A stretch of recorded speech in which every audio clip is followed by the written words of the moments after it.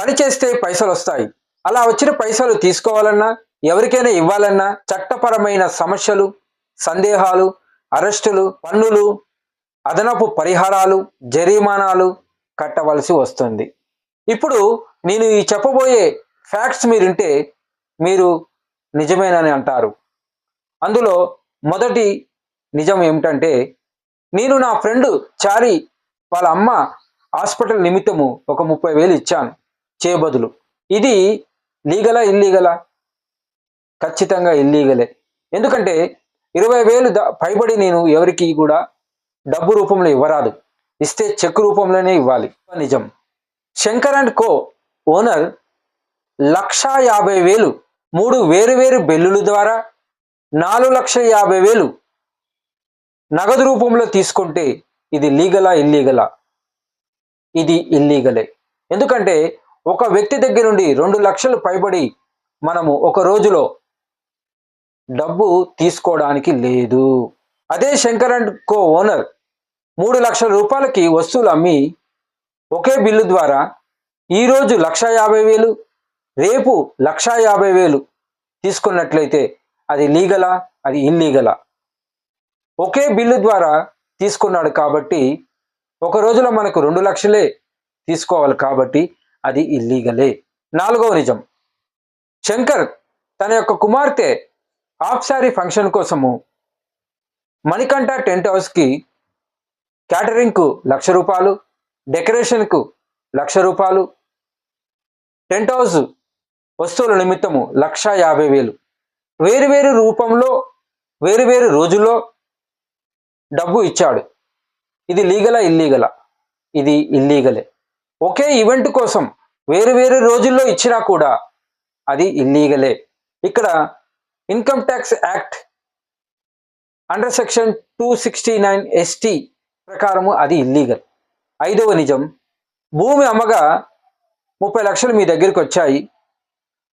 అది మీ బ్యాంక్ అకౌంట్లో పడ్డది. మీరు కొద్దిగా విత్డ్రాల్ చేసుకుంటున్నారు. అయినా కూడా 2% విత్డ్రాల్స్ మీద మీకు ట్యాక్స్ పడుతుంది. అంటే 60,000 రూపాయలు ట్యాక్స్ పడుతుంది. ఇది మీకు బాధ అనిపిస్తుందా? కంపల్సరీగా బాధ అనిపిస్తుంది. ఎందుకంటే మీ కష్టార్జితం. 6వ నిజం. మీరు 20 లక్షలు పెట్టుకొని ఊరిలో పొలం కొందామని వెళ్తున్నారు. మధ్యలో ట్రాఫిక్ పోలీసులు మిమ్మల్ని అడ్డగించి ఆ యొక్క పైసలు తీసుకొని ఇన్కమ్ ట్యాక్స్ డిపార్ట్మెంట్ వారికి ఇచ్చారు. అప్పుడు వారు అడిగిన క్వశ్చన్లకు మీ దగ్గర సమాధానం లేకపోవడం వల్ల ఇన్కమ్ ట్యాక్స్ డిపార్ట్మెంట్ వారు 33% TDS రూపంలో కలెక్ట్ చేసుకొని మిగతా పైసలు 13,40,000 మీకు ఇచ్చారు. 6,60,000 రూపాయలు ఇన్కమ్ ట్యాక్స్ TDS కింద కట్ అయింది. ఇది మీకు ఎలా అనిపిస్తుంది? బాధగా అనిపిస్తుంది కదా? ఇది నిజం. 7వది. మీరు శాలరీ పర్సన్ అయి ఉన్నారు. 12 లక్షలు మీ జీతం ఉంది. దాని మీద మీకు 10% TDS కట్ అయినా ఆ యొక్క పైసలు మీవే అని చెప్పి మీ దగ్గర డిడక్షన్స్ ఎగ్జంప్షన్స్ లేకపోయినా పెట్టి తీసుకున్నారు. ఇది లీగలా ఇల్లీగలా? కంపల్సరీగా ఇల్లీగలే. ఇలా జరుగుతుంటాయి. డబ్బు సంపాదిస్తుందని చెప్తారు కదా, అది నిజమే. కానీ అలా సంపాదించిన డబ్బును కూడా జాగ్రత్తగా పెట్టుకోవడం మరింత కష్టం. నిద్ర రాదు. ఆలోచనలు బీరువా మీదే ఉంటాయి. ఏ దొంగ వచ్చి తీసుకెళ్ళిపోతాడో అని కదా. నేను తప్పు చెప్తున్నట్లయితే కామెంట్ చేయండి. పేదవాడు పథకాల మీద బతికేస్తాడు. ఉన్నవాడు సబ్సిడీ, పన్నులు, అప్పులు అంటూ బతికేస్తాడు. మరి మధ్యతరగతి వారైన వారు, చిన్న వ్యాపారస్తులు ఎలా బతుకుతారు? వారు ఎలా వారి యొక్క అవసరాలు తీర్చుకోవాలో, లీగల్గా ఎలా వారు ముందుకెళ్లాలో ఇంకా ఎక్కువగా తెలుసుకునేందుకు మీరు మా ఛానల్ సబ్స్క్రైబ్ కండి. నేను M K Shankar. Welcome to our channel Shankar's advisory. మరి ఇప్పుడు అప్పులను, పన్నులను ఉపయోగించుకొని ఏ విధంగా మనము ఉన్నత స్థాయికి ఎదగాలో తెలుసుకోబోతున్నాం. దీనిని కూడా నేను ఉదాహరణ రూపంలో చెప్పబోతున్నాను. సరిగ్గా వినాలి మీరు. రామా ట్రేడర్స్ అనే షాప్ వారిది డైలీ కౌంటర్ వాల్యూ 10,000, నెలకి 3 లక్షలు, సంవత్సరానికి 36 లక్షలు. ఇందులో క్యాష్ ద్వారా 10 లక్షలు, బ్యాంకు ద్వారా అంటే UPI ద్వారా 26 లక్షలు అయిందనుకోండి. 10 లక్షలు క్యాష్ ద్వారా 8% చూపించాలి ఇన్కమ్ ట్యాక్స్ డిపార్ట్మెంట్ వారికి, అంటే 80,000. బ్యాంకు ద్వారా 26 లక్షలకి 6% వేసుకున్న 1,56,000 రూపాయలు, అంటే మొత్తంగా 2,36,000 రూపాయలు లాభం. మరి ఇక్కడ రామా ట్రేడర్స్ వారు కంపల్సరిగా ఐటీ ఫైలింగ్ చేయాలి. అది కూడా నిల్ ఫైలింగ్ చేసుకున్నట్లయితే కూడా పర్వాలేదు, వీరికి ఎటువంటి ట్యాక్స్ పడదు. రెండవది నికితా కిరాణా అండ్ జనరల్ స్టోర్స్. రోజుకి 40,000 కౌంటర్, నెలకి 12 లక్షలు, సంవత్సరానికి 1,44,00,000 టర్న్ ఓవర్ జరుగుతుంది. దీనిలో క్యాష్ ద్వారా 20 లక్షలు చూపించిన, మిగతా 1,24 లక్షలు బ్యాంకు ద్వారా చూపించినా కూడా, క్యాష్ ద్వారా 8% చూపించాం కదా, అక్కడ 1,60,000, మరియు బ్యాంకు ద్వారా 6% చొప్పున 7,44,000కి మొత్తం కలిపితే 9,04,000. ఇక్కడ 9,04,000కి వీరు ట్యాక్స్ ఫైలింగ్ చేయాలి. పాత పన్ను విధానంలో చేస్తే ఎటువంటి ట్యాక్స్ పడదు, కానీ కొత్త పన్ను విధానంలో మాత్రం ట్యాక్స్ కట్టవలసి వస్తుంది. ఇక్కడ ఇతనికి జిఎస్టితో పాటు లేబర్ లైసెన్స్, ట్రేడ్ లైసెన్స్ ఉంటే ఇంకా మంచిది. మరియు కరెంట్ అకౌంట్ కంపల్సరీగా ఉండాలి ఈ యొక్క ట్రాన్సాక్షన్ చేసేవారికి. మూడవది ఎంకేఎస్ టైర్స్ అండ్ కో. రోజుకి 1,00,000 అనుకుంటే నెలకి 30 లక్షలు, సంవత్సరానికి 3,60,00,000. GST, labour licence, trade licence ఉండాలి, బుక్స్ను మెయింటైన్ చేయాలి, ఓచర్ ప్రతిదానికి వీరు వాడుతూ ఉండాలి.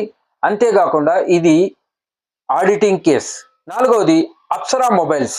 అప్సరా మొబైల్స్ ఓనర్, ఇతని దగ్గర 5 క్రెడిట్ కార్డులు ఉన్నాయి, ఒక్కొక్క దాని విలువ 2 లక్షలు. 5 క్రెడిట్ కార్డులకు గాను 2 లక్షల చొప్పున 10 లక్షల క్రెడిట్ లిమిట్ ఉంది. ఇతడు ప్రతి నెల 10 లక్షల క్రెడిట్ వాల్యూని వాడుతూ నెక్స్ట్ మంత్ ఇన్ టైంలో కడుతున్నాడు. ఇలా సంవత్సరానికి ఇతనికి తెలియకుండానే 1,20,00,000 టర్న్ ఓవర్ చేశాడు.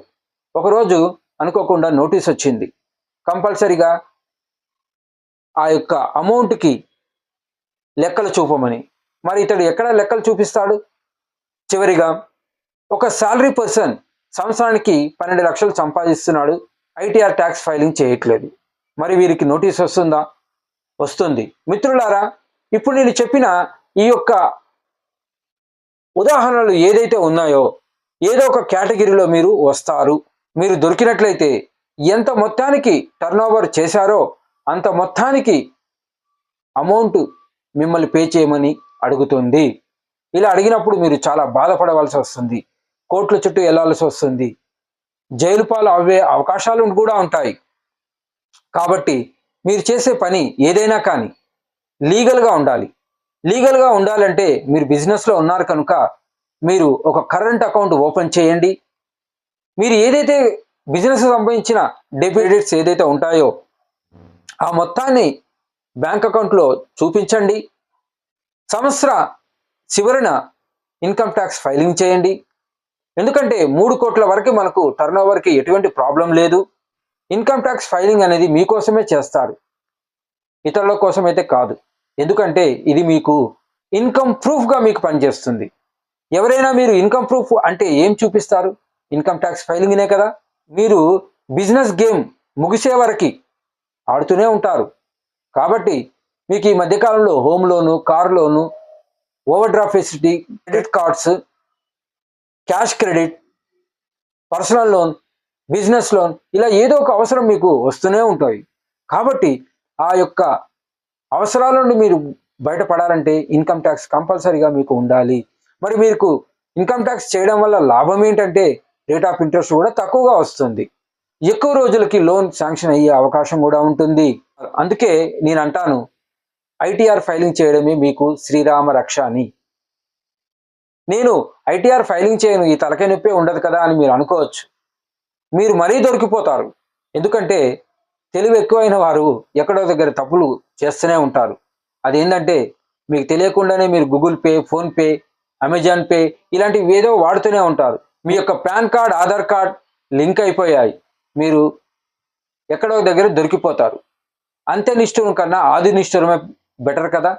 ఐటీఆర్ కట్టకుండా ఉండడం కన్నా కట్టడమే లాభం అని మీరే గ్రహిస్తారు. ఈ యొక్క వీడియో మీకు నచ్చినట్లయితే లైక్ చేయండి, షేర్ చేయండి, సబ్స్క్రైబ్ కండి. వ్యక్తిగత అభివృద్ధి దేశాభివృద్ధి.